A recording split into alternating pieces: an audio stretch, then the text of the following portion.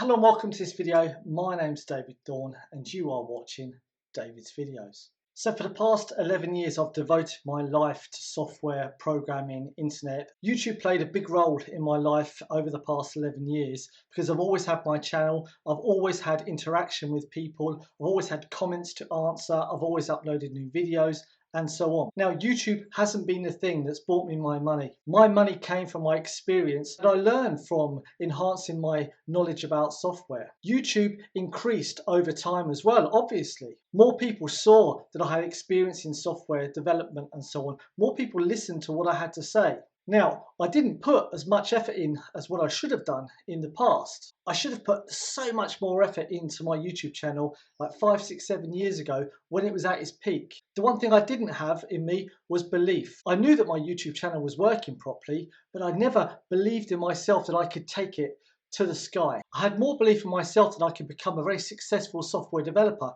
which I did and I'm doing. Now that I have a very good income, I can afford to spend time at home, buying equipment, buying cameras, buying MacBooks and so on in order to invest my life now into the internet. This video is telling you about my first 100 subscribers, how long it took me to get to 100 subscribers, how much effort I had to put in and how many videos I had to put in as well. So without further ado, let's talking about effort first of all.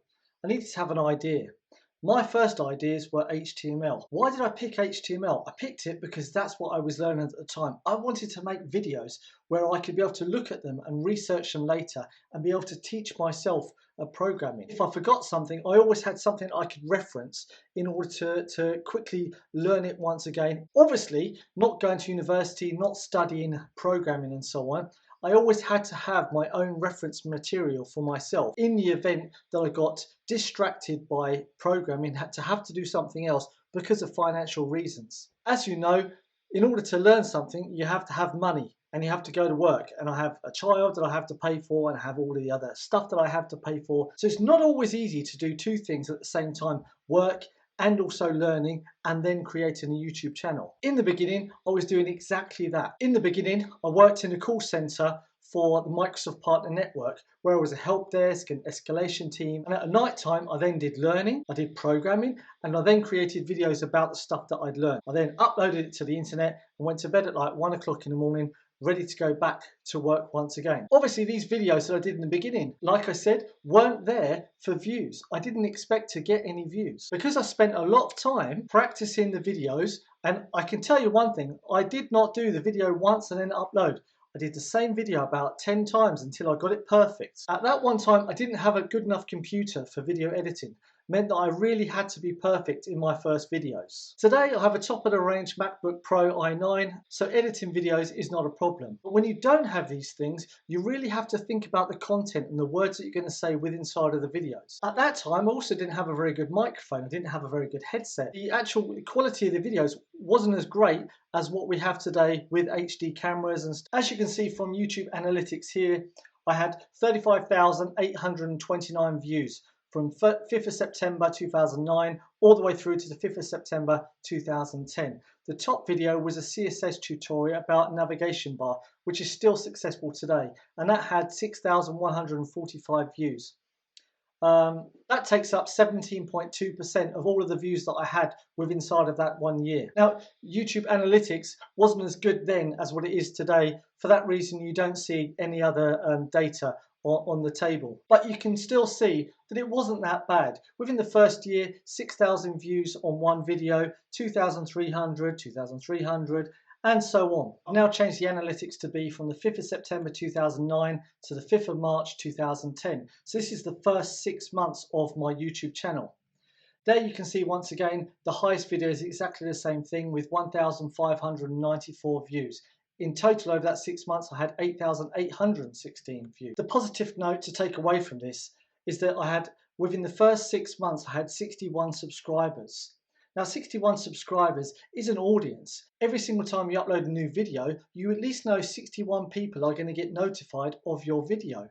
Your video is going to be in the feed of 61 people, so you're guaranteed to get at least 61 views. Maybe. If we now look at the second part of the year, we see that I had a total of 27,148 subscribers. So there's a big difference. The first part of the year was 8,000, second part was 27,000. Something really happened here. And you see in the second part of the year, I had 153 subscribers. That's an additional 153 subscribers. So I've had the 61 plus the 153. You also still see that my CSS tutorial 5 navigation bar using only CSS was once again the most popular video. If I now look at the last month of the first year, between the 5th of August and the 5th of September, you can see I had 23 subscribers within 1 month and also had 5,800 views within just 1 month. If you remember, that's not far off what we had in the whole 6 months. If we now come to the 5th of September to the 5th of October 2010,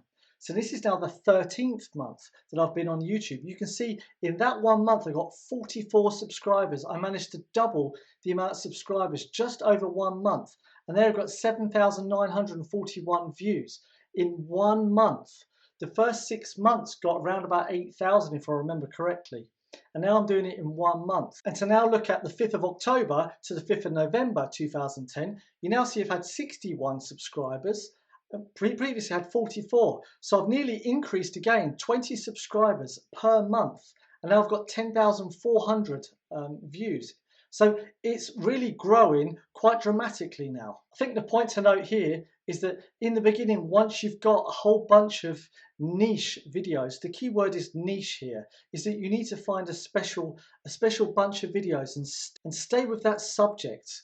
In the beginning. It doesn't mean to say that you have to keep your YouTube channel staying over years and years in that same area. You just need each video to complement other videos. So they come to your channel and see a whole bunch of videos that they can binge watch over a weekend or over weeks. This in turn helps you because you're getting a continuous amount of watch time and views by the same user. Hopefully that one user is commenting and also liking, subscribing and so on, which is organically growing your channel as well. Okay, so that's enough of me rambling on. I've shown you now how my first 13 months at least was on YouTube. You can always go to my YouTube videos and look at the oldest ones and see what videos I did and how I made them. I mean, comparison to the videos I made previously to now, the video quality is a little bit different, but the content is what's important. My videos helped people in the beginning to learn something, and it also helped me learn something. If you've come to this video to learn how to create a YouTube channel